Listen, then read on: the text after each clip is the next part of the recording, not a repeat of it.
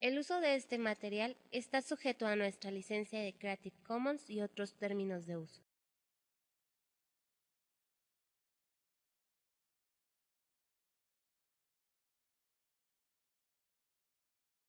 Las escuelas o corrientes del pensamiento jurídico son aquellas consideraciones generales del derecho que han realizado ciertos autores y que se vinculan con postulados y propuestas de otros. Algunas de las principales corrientes del pensamiento jurídico son el positivismo jurídico, el iusnaturalismo y el derecho natural.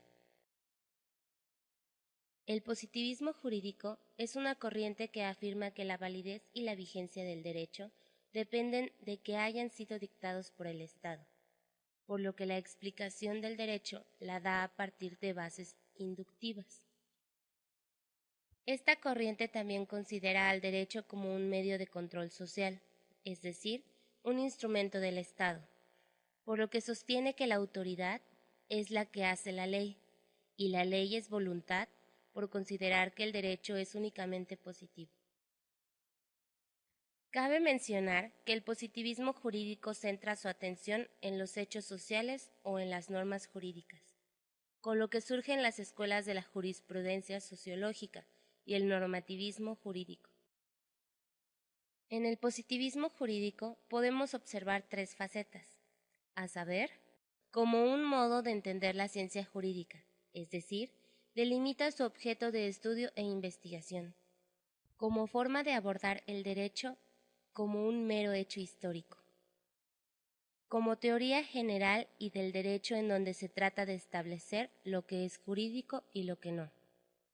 En este marco propone considerar el derecho como una técnica de la organización de la sociedad y como ideología de la justicia, que es posición que se toma frente a una situación fundada en un sistema de valores, con independencia de su contenido.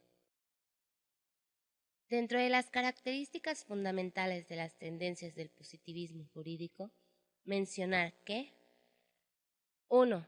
Se observa un marcado culto literal al texto de la ley, en especial en la escuela de la exégesis. 2. La concepción del derecho que se tiene se basa en el método descriptivo. Es como hechos o normas, según la perspectiva de la escuela positivista. 3. Hay una supresión de toda exigencia de valoración del derecho, además de una separación entre el derecho y la moral, o mejor dicho, entre el derecho que es y el que debe ser. 4. Por otro lado, se concibe al derecho como un sistema lógico cerrado que no presenta lagunas y que no tiene contradicciones, con una tendencia a identificar todo el derecho con la ley. 5. Se desentiende de las explicaciones del contenido normativo. Lo que se ha de investigar son los alcances de cada sistema jurídico particular. 6. Otra característica del positivismo es que tiene una visión voluntarista del derecho, es decir, solo es derecho el que emana de la voluntad del legislador. 7. Por otro lado, conceptúa al derecho como un orden coactivo y como reacción social organizada. Una corriente en contraposición al positivismo jurídico es el iusnaturalismo, el cual tiene como características principales las siguientes. 1. No limita al derecho a un simple hecho, por el contrario, sostiene que en el derecho interviene una dimensión de valores, que nos permitirá dar con el derecho justo. 2. Sostiene que el derecho ha de valorarse mediante un conjunto de principios, criterios y normas que constituyen, precisamente, el derecho natural, por lo que el derecho positivo está subordinado al derecho natural. 3.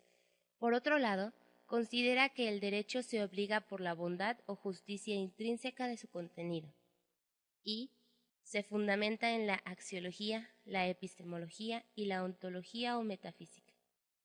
4.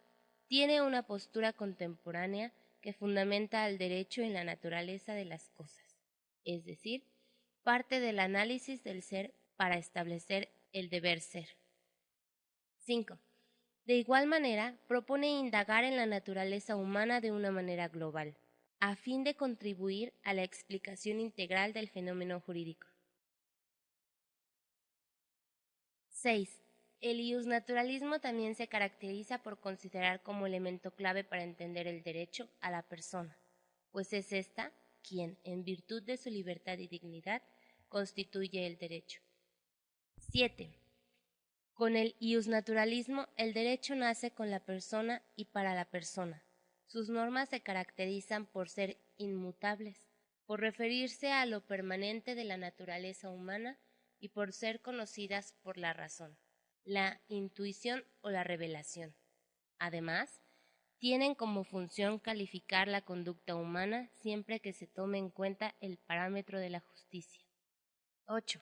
Esta corriente toma como tema central los derechos humanos, ya que defiende la existencia de los derechos y las obligaciones naturales a partir de tres ideas fundamentales: la justicia, la libertad moral y la de ciertas regularidades que se refieren a la naturaleza humana.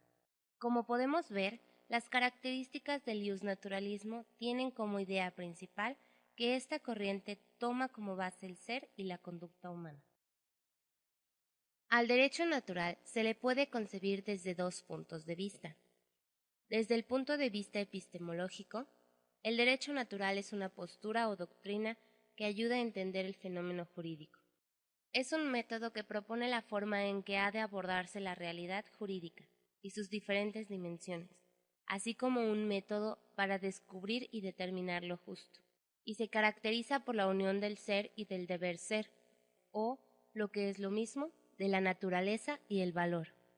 Desde el punto de vista ontológico, el derecho natural es considerado como un conjunto de principios y normas de naturaleza ético-social que deben regular toda convivencia humana, así como el resultado de la forma específica de considerar el derecho.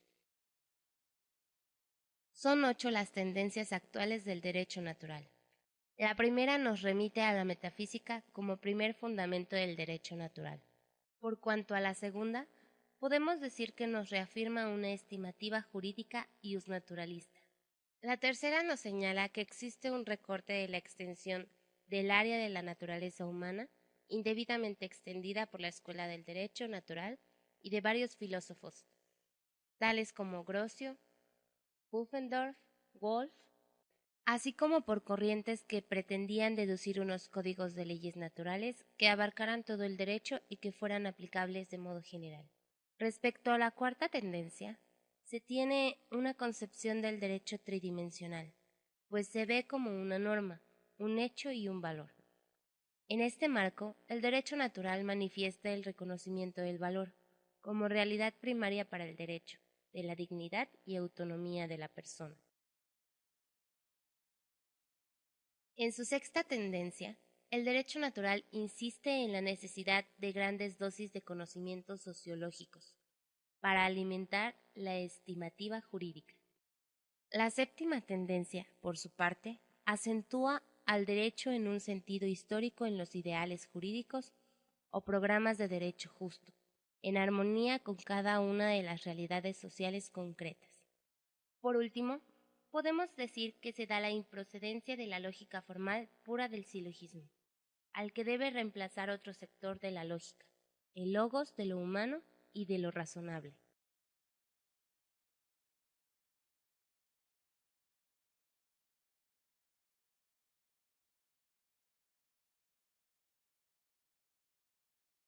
Esto fue una producción del espacio de formación multimodal EUAM.